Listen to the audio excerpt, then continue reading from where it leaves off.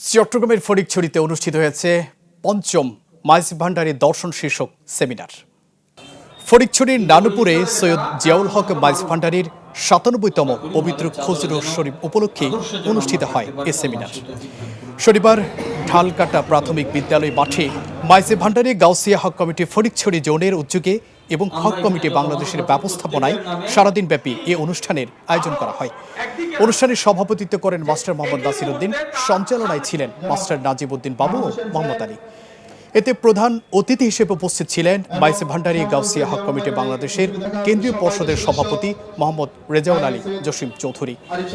এ সময় ঈমান, আত্মশুদ্ধি ও আধ্যাত্মিক আলোচনায় মুখর এই সেমিনারে বক্তারা মাইজ ভান্ডারী দর্শনের গুরুত্ব তুলে ধরেন। শেষে মিলাদ, মোনাজাত ও সেমা মাহফিলের মাধ্যমে অনুষ্ঠান শেষ হয়।